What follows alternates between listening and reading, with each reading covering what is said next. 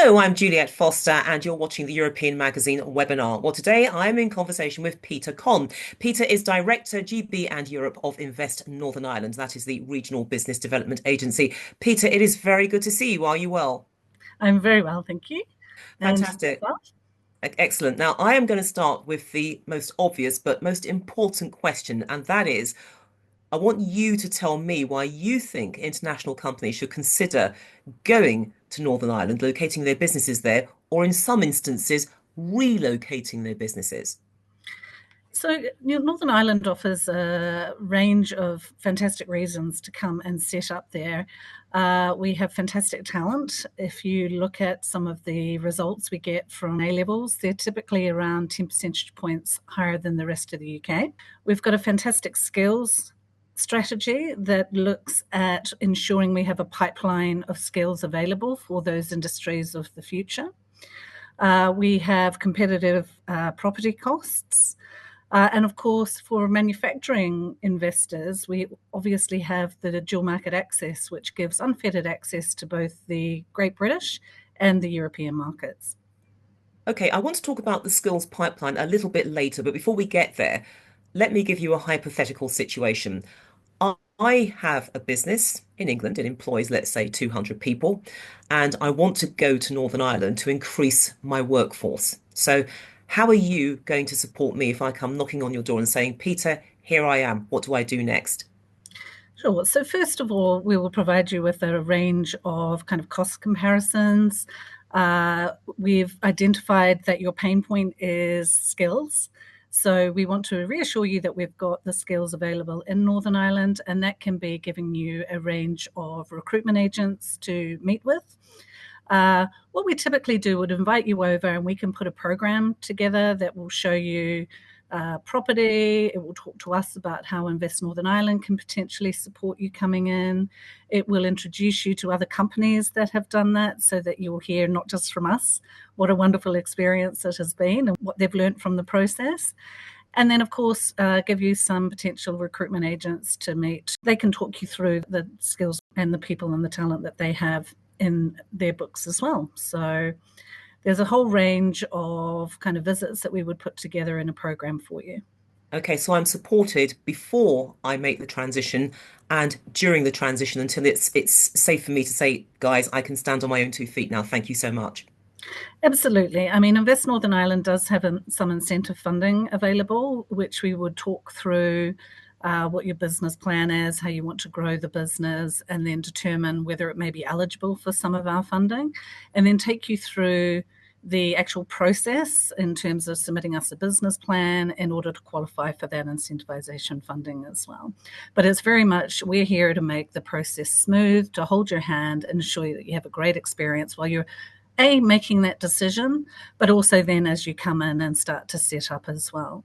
And then once you're in, we're obviously not saying, great, you're here. Well, good luck with everything. It's supporting you after you've landed as well. And we have some other programs available, be it access to our international network of trade advisors that can help you access markets outside of the UK as well. Okay, so it really doesn't matter what size the business is, whether you're small, medium, or large.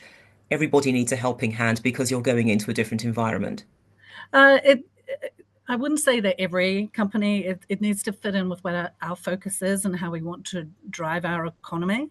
Obviously, we want to have an economic impact. That is, a key part of why we exist as an organisation.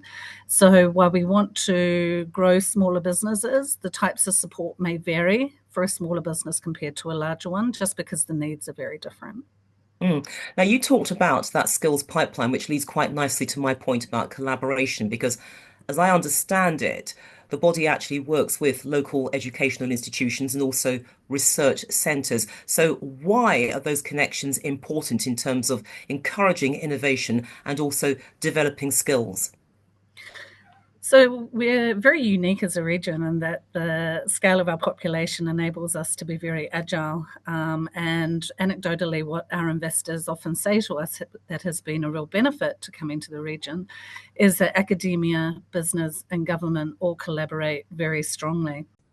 We may have a company coming in that has a specific skill set that they need, And our Department for the Economy has a particular program called Assured Skills that can help train potential candidates for that company. So it's almost a pre-employment training grant whereby they can co-design a program with one of the local colleges or other academic institutions, put potential candidates through typically a 6, 8, 10-week academy-style training program, and then all we ask is a company to interview those candidates at the end of it. So not only does it completely de-risk their recruitment process, but it also enables them to have people ready to hit the ground when they actually start, so they haven't paid for that training period as well. And that's just one of the programs that has worked very well for our investors. There's also the continued collaboration, so there is the opportunity to potentially feed into some of the academic institutions, coursework into the design of some of their, say, university programs, to ensure that they're really hitting the mark with what businesses will need in the future. And in terms of what businesses need now and the future, what are the sectors that are generating the strongest interest, and how have you seen the sectorial base of Northern Ireland evolve? So tech is obviously such a broad word, and it covers a multitude of, from software development to operating machinery nowadays. Every industry needs some sort of tech expertise. So we're seeing a lot of interest in developing kind of coding languages to a specific type of technology that as manufacturing shifts that we need to be developing further. So as a whole, that kind of software development, programming, coding is kind of one of the key areas. Now, not everybody needs to have a 4-year computer science degree to do that. So what we've seen is actually for some of the base level work, it's a good opportunity for us to take people from other industries, or say, for example, people with a music degree often do very, very well in transitioning into coding. So we've got some of the programs that can work with people with different ranges of experience to give them some of those new skills. What about traditional sectors? How are they faring? So there is a lot of manufacturing in Northern Ireland. I think there is a little bit of a global shortage in welders. So again, what we're doing in terms of skills is initiatives like trying to attract women into the welding industry.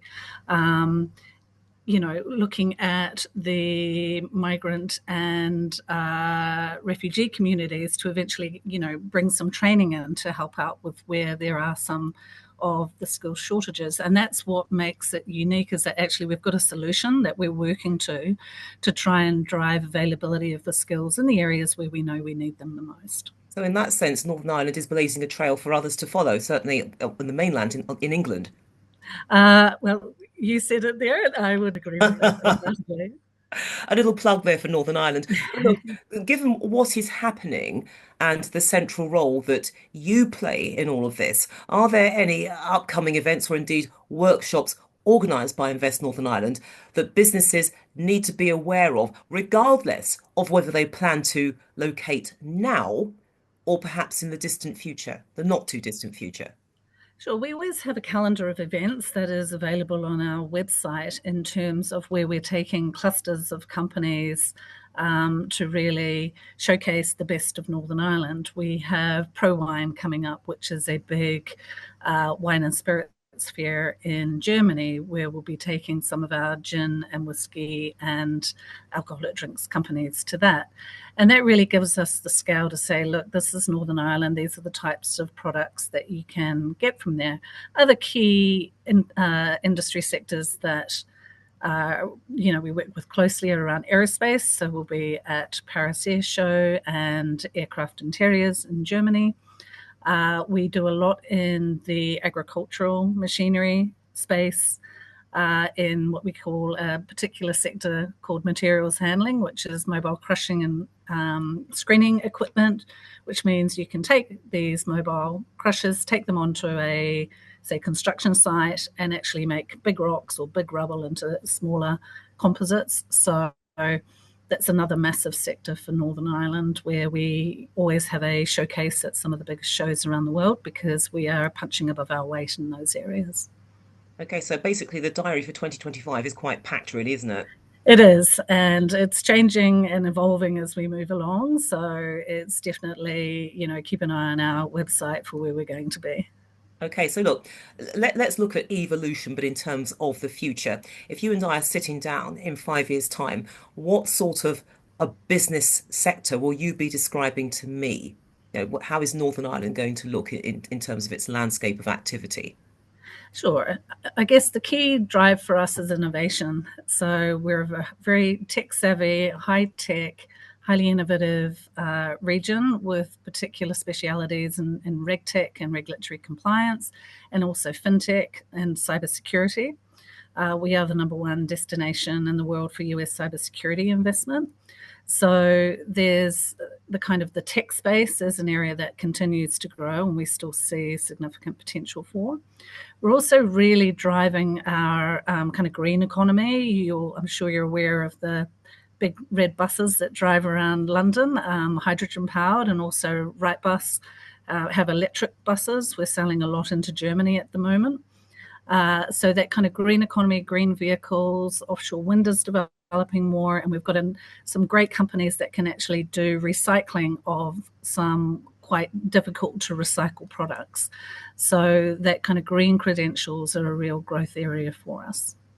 Okay, so the future is looking good for Northern Ireland, but sadly, we're going to have to leave things there. But Peta Conn, Director GB and Europe of Invest Northern Ireland, thank you so much for joining me on the European Magazine webinar. It's been an absolute pleasure speaking with you. Thank you very much.